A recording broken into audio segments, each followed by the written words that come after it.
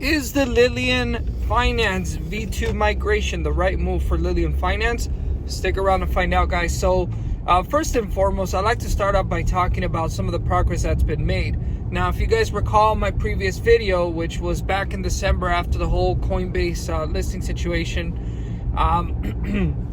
I said I was going to take this channel in a whole new different direction and start talking about what's actually happening as opposed to speculating what could be happening and hyping everything up.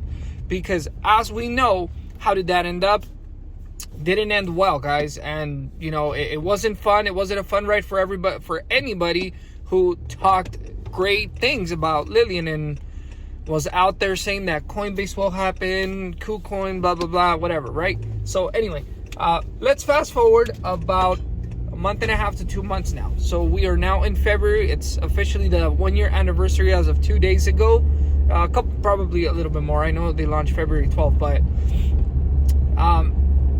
I gotta say that the voice chat that Cody set up this past Monday. I was actually very impressed to see how far the progress has come along since December. Now, like I said, we're not speculating here. We're not going to be talking about ifs, ands, or buts. We're going to be talking about what's actually happening currently and what's actually been done. So at this very moment, this voice chat that took place, you know, I'm going to be completely honest with everybody. I was a little bit hesitant to hear it. And I said, you know what? With the recent events that happened, I was just kind of like, man, do I even want to hear it right now?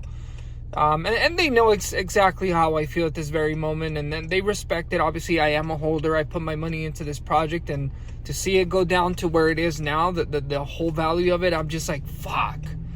But hey, it is what it is, right? Those are the risks we take with crypto. I know the team had no raw intentions on hurting anybody intentionally. You know, things do happen. Everybody does make mistakes, but now we just got to move forward, right? So, just to recap a little bit about this voice chat, some of the things that really stood out to me was the V2 migration and how it's a little bit over 50, if not 50, but a little bit over 50% complete, right?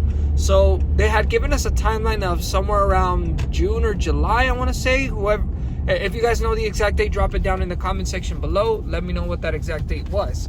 But we're now in February, so we're 2 months into the announcement of the V2 migration, and we are nearly 50% completion. So that tells me that we are really grinding the gears and we're getting to work and trying to get shit done now. So I'm very happy to hear that, and I'm also hearing that this is coming from a reputable source, that whoever's working on this contract is also going to be integrating the whole staking feature, so that when the staking does come, when the V2 migration does happen, trading halts, they take the snapshot of everybody's tokens, whoever they had. Nobody's going to be able to trade. The contract address will not be given away like the first time. So as we know, it created a whole mess with the whole launch situation when the contract address got leaked early. They're not going to be doing that this time. So the contract address will remain a secret up until the time that the tokens have completed the airdrop. So once the tokens have completed the airdrop, then that's when they'll make the public address live, so that people can start trading, people can start buying, utilizing the contract address for their purchasing needs, right?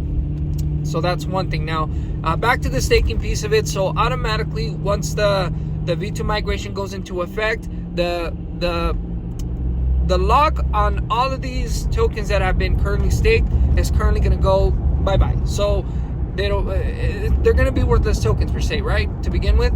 So you're not going to need to be available for this migration. It's going to be done automatically. So if you have staked tokens, there's nothing to worry about, guys. They're going to be completely airdropped to you, regardless if you have them staked or not. So just know that. Now, once that migration is complete, the staking will go back live to the same terms. You're going to have your 30, 60, your 30, 60, and 180, or 30, 90, 180. I'm not, my tokens were unstaked not too long ago, but I didn't check how many, what the terms were. So I know they offer great terms on the staking, so I'm hoping to see the same thing, which they said that wasn't going to change. They were going to be offering the same APYs on it. So those are some of the things, like I said, that did stood out for me during this voice chat. So with that completion of 50% of the migration being, I'm not saying the full migration just yet because they haven't started, right? But the whole contract, the smart contract of the V2, 50% complete, man, that's some good stuff. It's music to my ears knowing that, hey, we're a month and a half in since they announced this. I'm hoping another month and a half at most, and V2 migration will take place. So that's what I have for you guys, man. I thought this was some great stuff that I really wanted to cover. This was a really great voice chat for those of you who were not able to attend. Take 40 minutes out of your time so that you guys can kind of hear some of the questions that were thrown around. There was some really great questions as well. So, man, check it out. But back to the primary question of this video: is the V2 migration the best move for Lillian Finance? Yes, it is.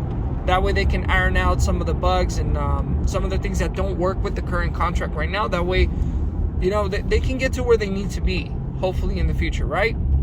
One of the last things that actually really stood out to me as well that I'm covering, we're supposed to receive a certain amount in addition to our bag.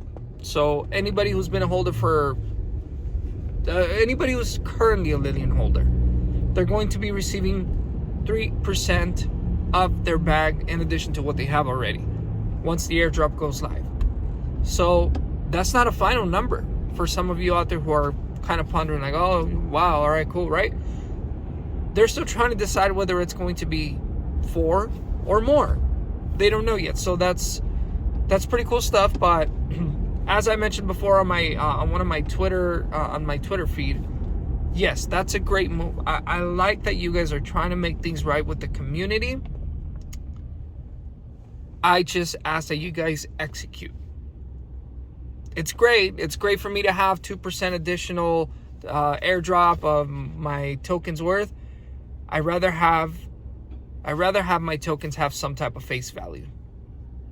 So, Lillian team, you got a lot of work to do to regain confidence within your investors. I'm pretty sure some of the investors are currently happy where you guys are and believe in you 100%. You know, let's just get out there and do it, man. Get out there, do it for the investor, for the guy who's rooting for you, and do some stuff, man. Other than that, you guys already know the deal, man. Don't forget, like, subscribe, comment, share. Other than that, you guys stay cool out there, man.